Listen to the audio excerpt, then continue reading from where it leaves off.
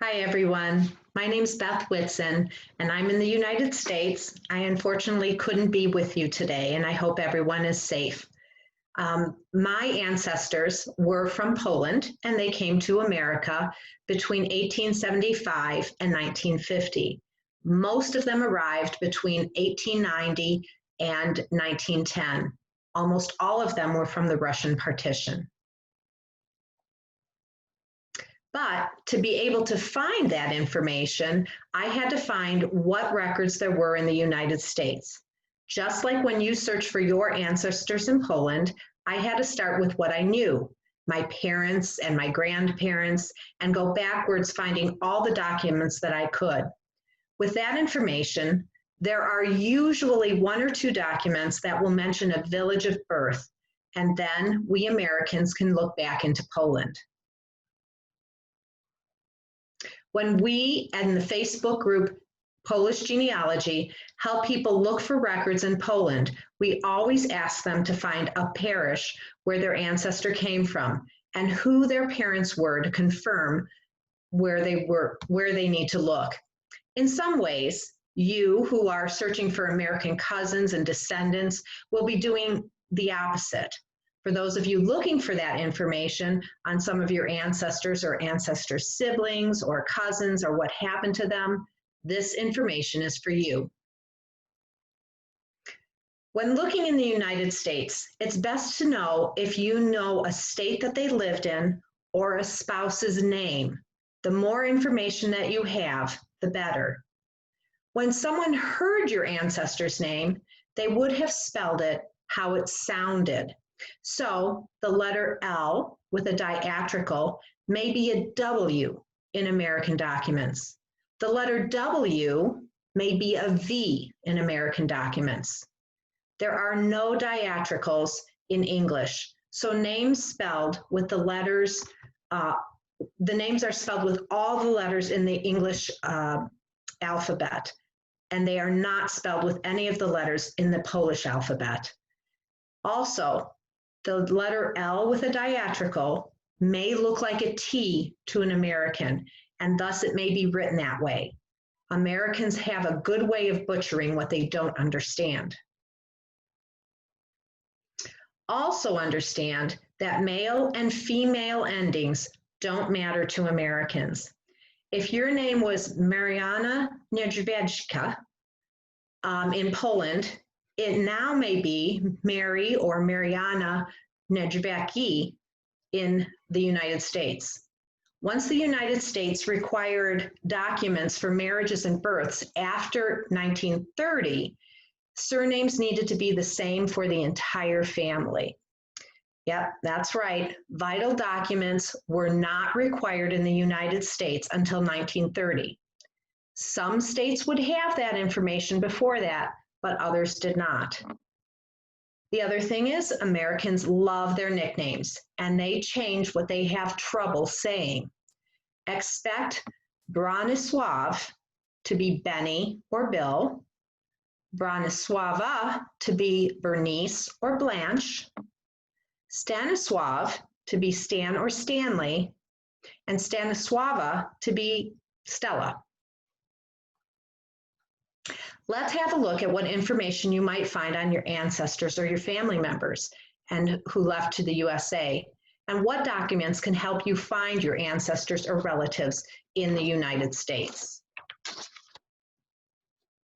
One of the first documents that tells us where our ancestors were from and where they're going is the Immigration Manifest. Many immigrants came through New York's Castle Garden before 1892. Or Ellis Island after 1892. You may register for these free sites and put your immigrant's name on without diacriticals. Note that the manifest was recorded as a misspelling. You won't find it as an exact search. You'll have to use the filters for a broader search. And then you'll need to register for each site, but they're free. Also, there are other ports of entry that you may want to look for: Boston, Baltimore, Philadelphia, Canadian ports. Not every immigrant came through New York. Here's some of the information that can be found on these manifests. Passenger's name and their age and gender, their last permanent residence, occupation, nationality, destination, who they came with, port of entry, name of vessel, and the date of arrival. On later passenger lists, you can find the passenger's name and their age and gender, their marital status, nationality and race, last place of residence and place of birth, and their intended destination. Passenger lists will also indicate date of arrival and port of departure, possible family members, close family members left behind, like a mom or a dad, or a family member that they were coming to stay with, like a spouse or a brother or a cousin. Let me show you how this can be used based on my own family example. When I put in J. Zapisak for my grandfather, Jan Zapisak, these are the results that I get from the Ellis Island website. Please note that the years 1920 and 1931, in looking at the manifest, the 1920 manifest tells me that this was not the first time that he had come to America. He was here in 1919 on that manifest, and he left in March of 1919. Yet even using filters, I cannot find anything else about him. Family lore says that as soon as he needed to register for Russian service, he took the very first boat out, and that was to South America. I found on this site, Argentinian Immigration, that there is a Jan Zapisak, 21, single, nationality is Russian, profession was a watchmaker or a clockmaker. He arrived in November 25th, 1913 on the boat Sierra Nevada. But somewhere between 1913 and 1920, he came to the United States. After you register for the Castle Garden and Ellis Island site, go to the free site, stephenmorse.org. This site is wonderful for narrowing dates down, using wildcards, and looking for different ports other than New York. It'll ask you to sign in information for Ellis Island, so when you click on something that you find, you can go straight to the site. Now, while broadening the search for this name and narrowing the date of birth, I still can't find anything in the ports of New York. You can see here, as I'm filling this in, I press search, and still, just one thing comes up, and it's the 1920 passenger list.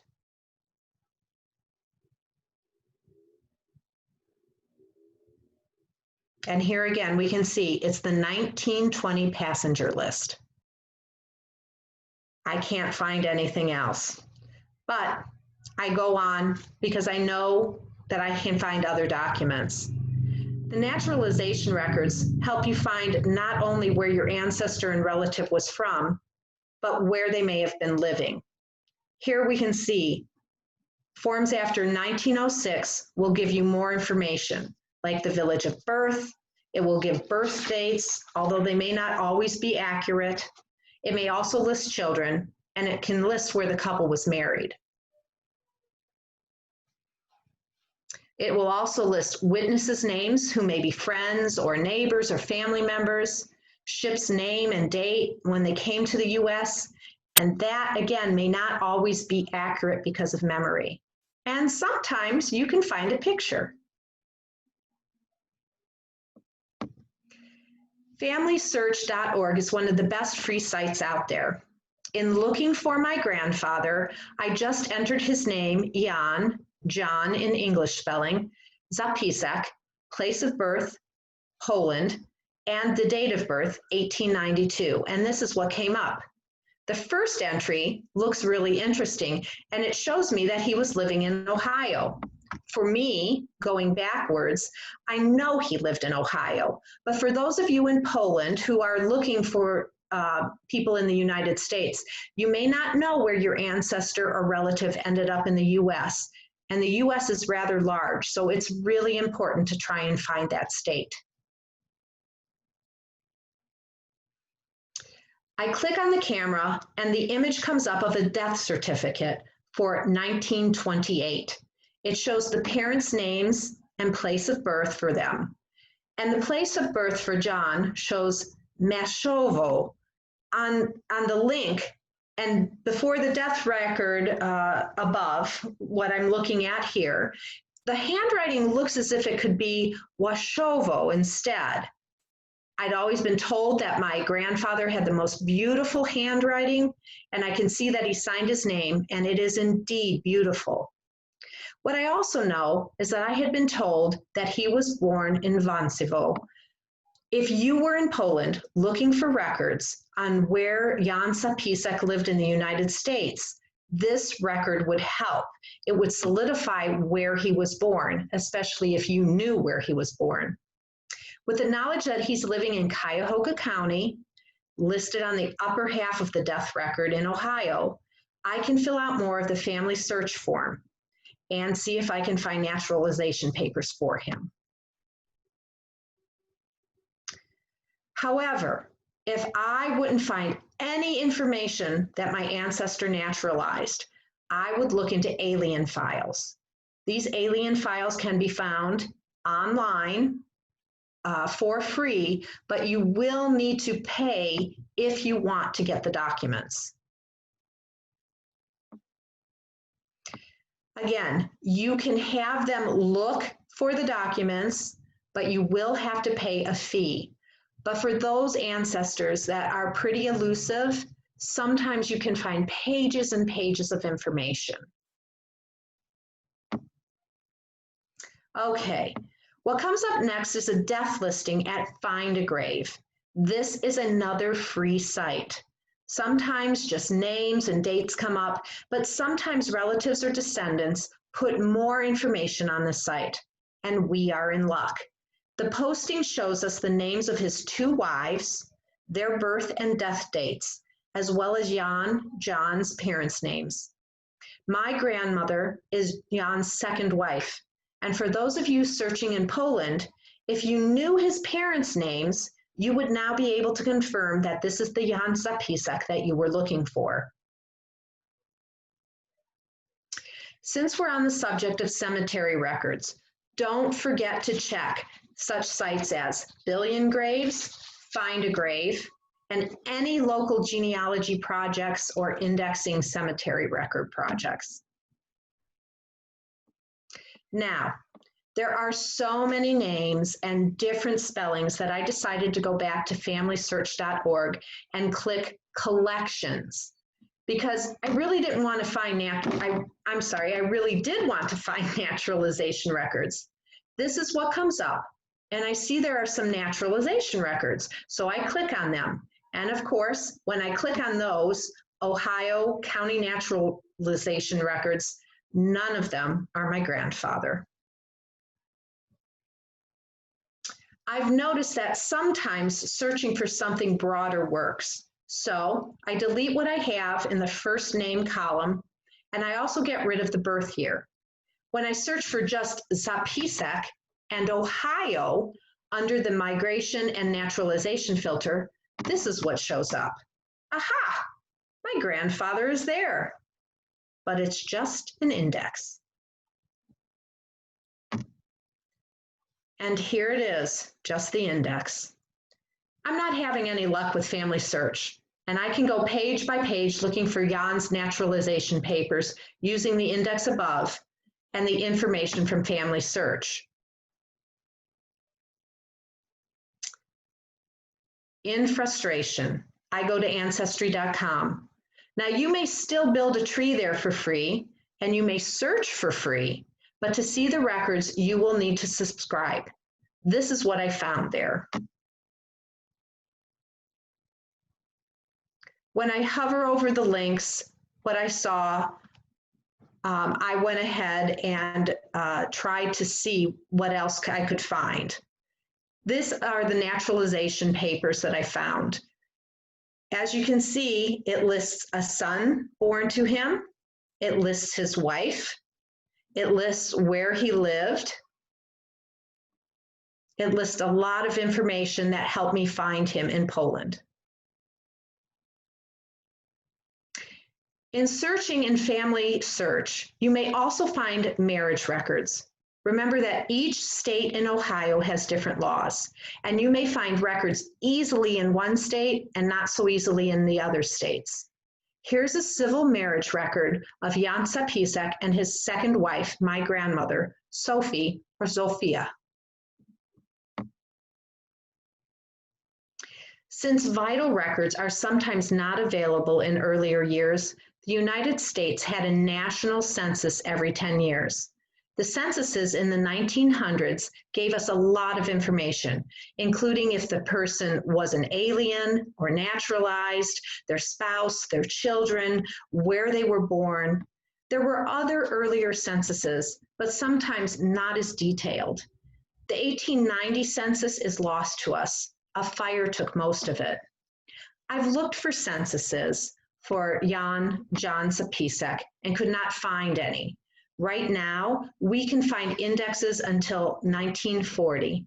Chances are that John, moved before he filled out the censuses, or his name is horribly misspelled, and I need to take the time to go page by page in the neighborhood he lived. But I will show you what the censuses look like.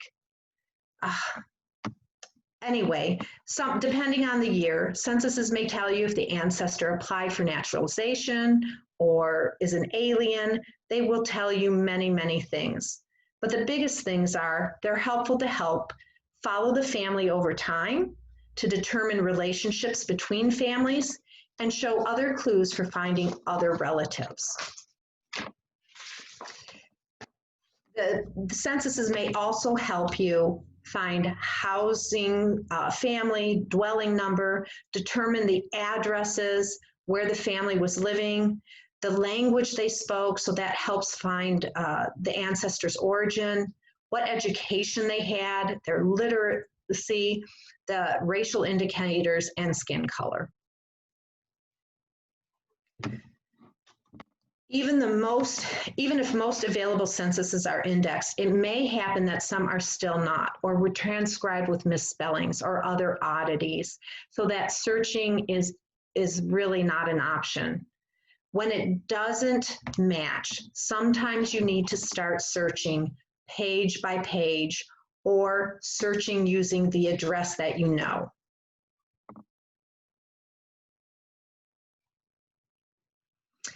If your ancestors moved a lot, it helps when you have city directories.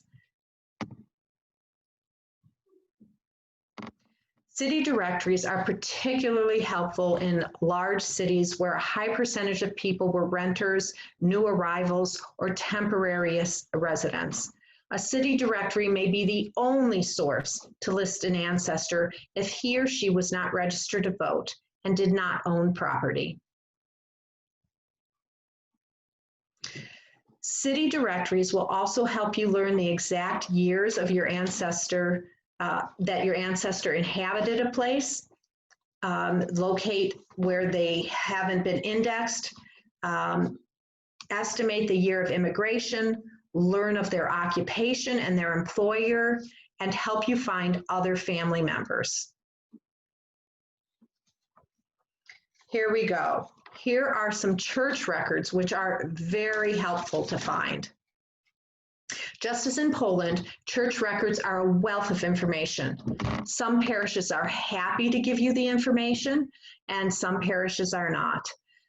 In the marriage record above, John Zapisek and Sophie Brzeg were married by a justice of the peace. That's the JP at the end of the officiant's name. If the officiant if the officiant's title is reverend or pastor, then the couple was married in a church. Facebook volunteers at Polish Genealogy compiled a list of Polish parishes and websites that you may try to get information from. Again, some parishes are very helpful and some are not. One of the other things that you can do once you know where someone lived is to Google the name of their county and county recorder's office. For the records for my grandfather, I Googled Cuyahoga County Recorder's Office. You usually have to register for sites like this and check a box that you agree not to use these documents for certain purposes, but they're free and they will show you if your ancestor or relative bought a home in that county. For Cuyahoga County, where Jan lived, I filled in his name and a range of dates, and he may have lived in the area. And understand that not all counties in the United States have records like this online, but many do, and it may help you to know where the family lived. When I click Begin Search, this is what came up. It shows me homes that Jan bought. It shows me homes that Jan sold. I see where his son even bought his first home. And you can click on the paperwork. Most of it is legalese, and that gives coordinates of land. But sometimes people bought homes from family members. Sometimes it gives us an address. Sometimes it's nice just to see their signature and who they were married to. Newspapers. Look in newspapers for any stories about your ancestors. News stories, legal notices, local personal columns, advertisements. They may contain political or criminal activity, legal and domestic disputes, real estate transactions, business information, social contacts, military service, missing persons, information about local disasters, epidemics, or other community milestones which affect the local population. Newspapers in the area that people live also have things like birth announcements, marriage announcements, death announcements, obituaries. Older newspapers in smaller areas might even tell you things that people were doing. I had found an article in a little town newspaper that told of my husband's great-grandmother buying a wind-up record player. It told about buying all the records that went with it. And we have that record player, those records, and that original bill of sale in our home. So newspapers will also tell about parades and celebrations, and they may even have pictures of your ancestors. Here we can see an obituary for Jan Sapizek that was in the local newspaper.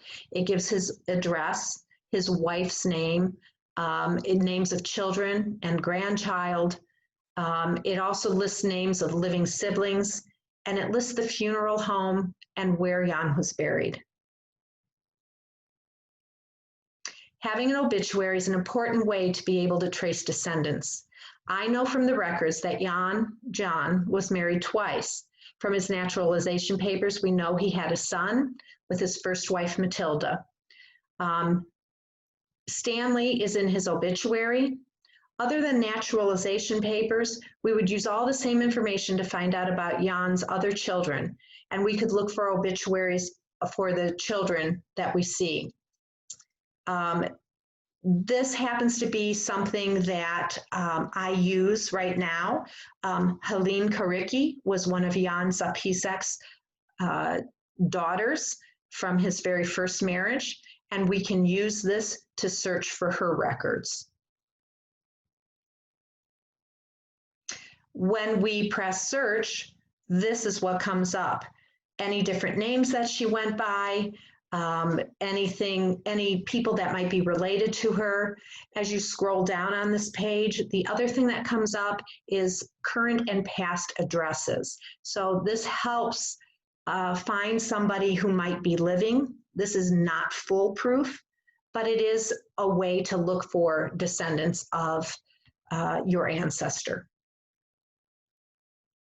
It's also worth looking at military records. Here we can see World War II and World War I and II draft records that may tell you again where somebody was living or where they were working. If they were married, single, widowed, if they have children, sometimes place of birth.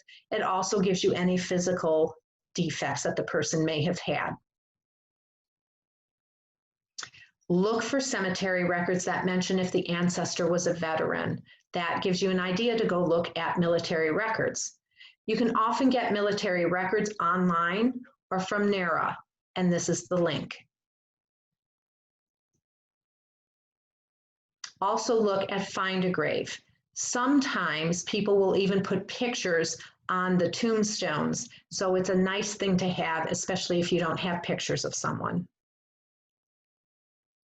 And in the end, don't forget to also check Social Security records, voter records, county resources, land records, probate records, court records, wills, and tax records.